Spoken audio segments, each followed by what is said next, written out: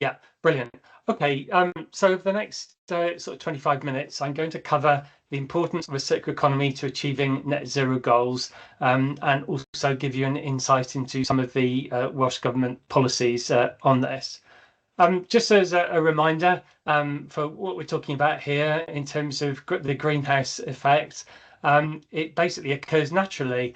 So it's a vital component of our habitable Earth. Without it actually happening, with carbon dioxide, the effect of carbon dioxide absorbing infrared and then re-emitting it back into the atmosphere. Without it, the Earth would actually be much colder, with an average temperature of around minus 18 degrees centigrade. Which actually wouldn't be very communal to life. So we have to have a certain level of carbon dioxide. But since the Industrial Revolution, we have increased carbon dioxide levels in the atmosphere by 50%, 50%, exacerbating that natural greenhouse gas effect.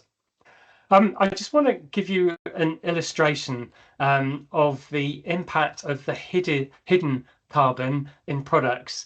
And in doing so, it's a sort of a striking case study of the complexity of industrial metabolism, as quoted in the book Natural Capitalism by Hawken, Lovins and Lovins. So the study was provided by Womack and Jones in their book Lean Thinking back in 1996. It traces the origins and pathways of a can of British cola. The aluminium can was derived from the ore bauxite. This is mined in Australia and trucked to a chemical reduction mill, where each ton of bauxite is processed into half a ton of aluminium oxide. It is sent by giant ore carrier to Norway or Sweden. There, each half ton of aluminium is converted into a quarter of a ton of aluminium metal. This is then shipped to roller mills in Sweden or Germany. There, each ingot is heated to nearly 900 degrees Fahrenheit. Sorry, it's an American paper, and rolled to a thickness of 1/8 of an inch. They're then sent to a cold rolling plant where they are rolled tenfold thinner. The aluminium is then sent to the UK, where sheets are punched and formed into cans. These are washed, dried, painted with a base coat, and then painted again with a specific product information. The cans are next lacquered and sprayed inside with a protective coating to protect the cola from corroding the can. The cans are then shipped to the bottler, where they are washed and cleaned again, then filled with water mixed with a flavoured syrup, phosphorus, caffeine and carbon dioxide gas. The sugar is harvested from beet fields in France and undergoes trucking, milling, refining and shipping. The phosphorus comes from Idaho, where it is excavated from deep open pit mines.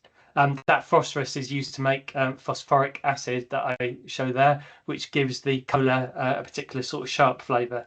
The caffeine is shipped from a chemical manufacturer to the syrup manufacturer in England or in Britain. The filled cans are sealed and then inserted into cardboard cartons printed in colour with identification and promotional material.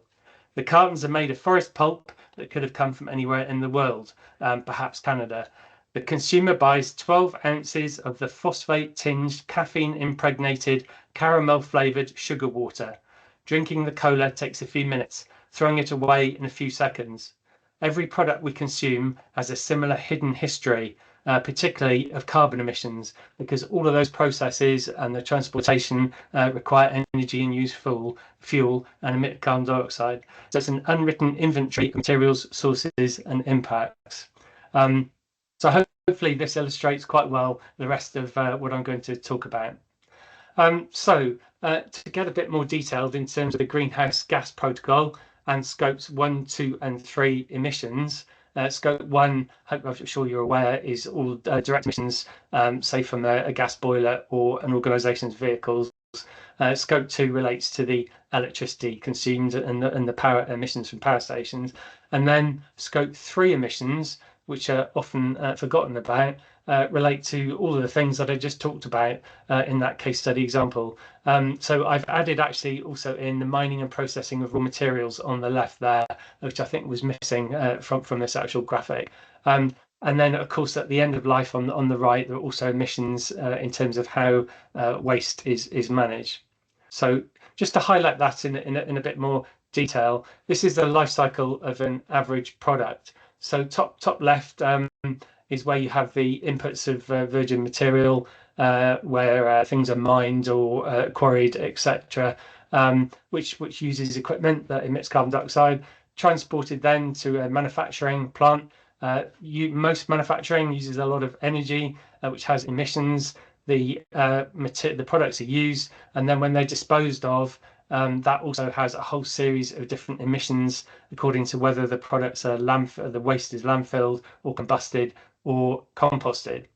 So recycling here helps save the carbon dioxide emissions associated with virgin raw materials. So you get those reduced CO2 emissions. So recycling essentially removes those emissions, or most of the emissions associated with the processing of raw materials. Yes, energy is needed to process recyclate, but for example, glass cullet from waste bottles melts at a lower temperature than virgin sand, so there are savings there. And then, of course, with recycling, you also avoid emissions from combustion and landfilling. But of course, if you make the product last for as long as possible and don't produce any waste, then you remove all of those emissions for a much longer period, which is obviously a better thing to do. Just to highlight, obviously we focus on our net zero targets, the statutory ones, which focus on direct territorial emissions, but actually in terms of consumption emissions, they're actually much greater, because that relates to all of the emissions around the world associated with the products that we consume. So here's from the published carbon budget report published a year or two ago for 2001 to 2020. So the highest one there is greenhouse gas emissions embedded in imported goods and services consumed by Welsh residents. Next one down there are UK produced goods and services consumed by Welsh residents.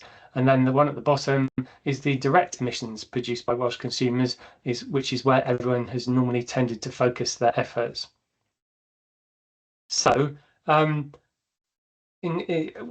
building the case for action, this is not just about the environment and nature, important though that is. There are all sorts of economic, social and environmental damage costs of resource inefficiency. So around 50–55% of greenhouse gas emissions come from the material resources that we extract and process into products, and actually around 90% of total land use related biodiversity loss is also down to those products and the raw materials that go into them. The Stern Review has highlighted back in 2006 the costs of the damage caused by climate change. So although some argue that we're spending a lot of money on mitigating and reducing carbon emissions, if we don't reduce those carbon emissions, there is a massive impact on damage costs on our economy. And then also the Professor Gupta review looks at the economics of biodiversity and highlights the economic loss through losing biodiversity. And of course, our food system relies on a healthy ecosystem to ensure that plants are pollinated, flowers are pollinated, amongst other things. Plants also produce the oxygen that we need to live. So this illustrates, all of the different aspects and damages caused by products and materials that we use. Also, we have the issue of resource supply security and vulnerability, highlighted particularly during the COVID-19 pandemic, the Ukraine-Russian war, but also the insecurity of supply of critical raw materials has been identified for a decade or more. And our manufacturers and reprocessors have told us that they need to secure high quality recyclate, which they do not get from single stream commingled dry recycling collections. So that's why most of you have separate recycling collections from households, and everybody does from their workplaces now. Why isn't that picking up? Right. So in terms of solutions we're adopting in Wales, as I said, we've got the workplace recycling regulations in place from 2024. and we've been supporting all of you local authorities to adopt the collections blueprint service with a separate collection of dry recyclables. We need to do a lot more with waste electronic equipment and recover the critical raw materials, and we need to recover value from major industrial and legacy waste streams through industrial symbiosis. So the Royal Mint, funnily enough, my boss is actually visiting there today with the Economy Cabinet Secretary. They're recycling electronic waste into precious raw materials, and the Aberthaw power station, 17 million tonnes of pulverised fuel ash is being looked at critically as a source of critical raw materials and other valuable resources. I need to move on a bit more quickly. In terms of global agreements, we obviously have the UN Sustainable Development Goals, particularly Goal 12 on resource consumption and production. We have the International Treaty on Climate Change, Paris Agreement, the Convention on Biological Diversity, and the coming Montreal Global Biodiversity Framework 2022, which also has actions in relation to the sustainable use of raw materials and fair use of those resources. And the Global Plastics Treaty is being developed. This graph just highlights the carbon savings associated with recycling and waste prevention. And as you can see at the bottom there, the longer the bar chart is on the bar is on the left there, the higher the carbon savings, and it's actually waste prevention that saves more carbon than recycling, although recycling is good. This is a study done by Leeds University and the Green Alliance, showing the importance of resource efficiency in reducing carbon emissions in the UK. And of the various sectors looked at, it's actually construction that has by far the highest potential to reduce carbon emissions. Okay, in terms of joining up action, we worked hard with our decarb colleagues on the Net Zero Wales Carbon Budget 2, and circular economy is a cross-cutting issue within that document, and highlighting that all sectors need to adopt circular economy principles to help reduce not just territorial emissions, but also global consumption emissions.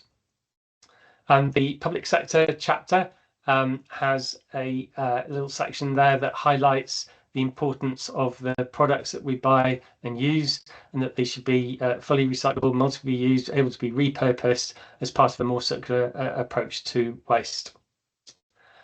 Good to see the Partnership Council for Wales joint statement in June 2020, highlighting the importance. Obviously, Scope 3 emissions are included in that net zero target, and procured goods and services are a key part of that. So just to highlight, as an example, the NHS Wales carbon footprint, dominated by Scope 3 emissions, the green one there, 81%, and of that 62% in grey there is down to the procurement of goods and services. So that is that embedded carbon, or the carbon footprint, the hidden carbon that I was talking about before. Our circular economy strategy, published in 2021, has various goals and targets, including the net zero target, using only our fair share of Earth's resources by 2050, zero waste by 2050 as well.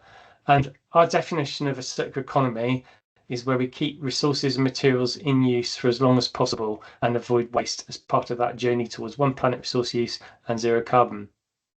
For many years, I've been wanting to produce a diagram like this, but luckily, as we were putting Beyond Recycling together, we had some far more intelligent PhD placements who were much better at doing diagrams than I am, so they were able to produce this diagram for me. So on the left is kind of where we've been in the past, with using 2.5 planets worth of resources, the circle moving around too quickly, resources being used and disposed of to landfill energy from waste, and lots of raw materials being used. On the right is where we want to be by 2050, using far fewer resources, so one planet resource use, far fewer raw materials, keeping the products in materials in use for as long as possible, hence the sort of wider circle, with no waste to landfill and ideally no waste to energy recovery. Why the one planet resource use? I think I don't think I probably really need to explain this too much, but I've already covered that around half of our global carbon emissions relate to the products we've purchased, 90% of biodiversity loss, etc. But of course, we only have one planet's worth of resources. Everyone else around the world aspires to our standard of living and have every right to that. So we've all got to adjust to a one planet resource use economy that hopefully still grows and thrives, but it uses far fewer raw materials and keeps them in more productive use for as long as possible. And of course, we only have one planet, as I mentioned before. It sustains us with oxygen, water, food, and also some of the pharmaceutical products we need to survive. Beyond Recycling has 6 key themes, but don't worry, I'll only cover one of them or one and a bit in the time that I've got. So particularly theme 6, aligning government levers. We've been working a lot on resource efficient public sector procurement, working through a programme that the Waste and Resources Action Programme, WRAP Cymru, have been running for us. And they've produced a sustainable resource efficient procurement hierarchy and lots of guidance to help the public sector procure more resource efficiently and save those scope 3 emissions. Just some easy, quick wins are buying products with a high recycled content, particularly paper products. But also, there are example there on the left, bottom left, is Smile Plastics, a small company based in Swansea that uses recycled plastic and makes quite funky products. In the middle, at the bottom there, is another small company that turns glass bottles into decorative glass panels that can be used in architectural circumstances. So that's the foyer of the University of Wales Trinity St David's in Swansea. There's of course a very strong link between circular economy and the foundational economy because there are a number of social enterprises who reuse, remanufacture items as a way of employing people and also providing cost-effective items to those in poverty. So there are some very good examples there, and that is part of the foundational economy because waste is a kind of a foundational material that obviously it will be produced for some while yet. Give an example of a procurement framework is the public sector procurement framework for furniture solutions for office furniture, and that has a priority to procure reused and remanufactured furniture. Excellent example, case study there from Caerphilly, but I also know Swansea Council many years ago procured, I think, all of the office equipment was remanufactured and reused. I'm actually sat on a remanufactured orange box chair that I bought for myself. It cost me £200 instead of £500 new. So there's a cost saving there as well. The public sector, as I highlighted a bit earlier, a massive area for carbon emissions. We need to see a whole life net zero approach that looks at the products and materials and components that go into buildings and the embedded carbon in those. So this is a route map that was published, I think, about three or 4 years ago now, by colleagues, I think, in the housing team who work with stakeholders across Wales. WRAP have published a public sector procurement guidance, low carbon, resource efficient construction procurement. That is a really good document that lists all of the good practice and things that can be done. And just some things that I've sort of picked out randomly that, when you have a public sector building or your own house, if you're lucky to be able to build your own house, you have a bill of quantity specification. So specify low carbon materials, use re-engineered paint, design for disassembly, using building information modelling, which is really important. Lots can be done for construction on site to reduce waste and make sure everything can be recycled. Office fit outs, also important. A lot of material is wasted quite often, and often new things are brought in, whereas you could have reused carpet tiles. They're really high quality. And at end of life, salvaging and architectural reclamation, etc., are really important. I'm just coming nearly to the end. So just to remind everyone, and thanks to our brilliant local authority colleagues in the waste teams, and also to the fantastic public in Wales, who of course have actually achieved all of this recycling. Last year or the year before, Wales was identified as being second in the world in terms of recycling. When we started, we were on about 5% recycling. And now for this metric, which sort of normalizes across the world, we're on 59%. But the metric we normally use is municipal waste recycling, which is, I think we're on 67% now against a 70% target. On the right is just comparing that waste from households recycling rate across the UK compared to the other three nations. And as you can see, we've led the way for quite a long time on that. And again, just to flag the fantastic efforts of local authorities and people in terms of saving carbon emissions through recycling. So that's 387,000 tonnes of carbon emissions avoided through recycling. And just to highlight on the right there, some of the differences in materials. So just to highlight the bottom right, a relatively small amount of textiles is recycled, 7,000 tonnes. We need to do more, but that saves 42,000 tonnes of carbon emissions. And just the one above, paper, 128,000 tonnes recycled, which is great, but the carbon saving is 70,000 there, which is good. But as you can see, textiles, a lot of embedded carbon in textiles because it's made of plastic. So the future challenges, I've just mentioned recycling there, but actually that's the least desirable of all of the good things we need to do. For things like refuse, rent, lease, and maintain, service and prolong life. I had to come up with an R for that one. So reliance and resilience, but all about maintenance and servicing are important. So repair, refill, reuse, repurpose, refurbish, etc. All of those actually generate far bigger carbon savings than recycling, although recycling is good. So diolch yn fawr. Thank you very much. Hopefully everything went okay there and you heard it all. So thank you very much, and I look forward to answering any questions or hearing your own thoughts on things. So thank you. So yeah, just to thank our speaker Andy once again, for such an informative presentation, really, and so much food for thought there as well. Really appreciate your time with us this morning. So yeah, that'll bring the session to a close there. Just a couple of things to note, really. I think we've had a few questions in the chat, but a copy of the slides will be made available, and the recording of today's session as well will shortly be available on our website. So anyone who's attended today will email you out a link to the slides and the web page as well. And on that web page I mentioned just before I got cut off on Teams, this is the fourth session of the Spotlight series. So all the recordings and slides from the previous Spotlight sessions are up on that web page as well. So we'll share the link with you afterwards. Any feedback on the session? If there's a topic you'd like to see in future, please get in touch, let us know, and we'll keep you informed, of course, about future Spotlight sessions that we'll be holding as well. I've got a few ideas of what's coming up, so you'll have the dates and topics for all the Spotlight sessions in future as well. So with that, we'll bring today's session to a close, and thank you very much for attending. Diolch yn fawr I chi am fynychu, and we'll see you soon at the next session. Diolch yn fawr. Thank you very much.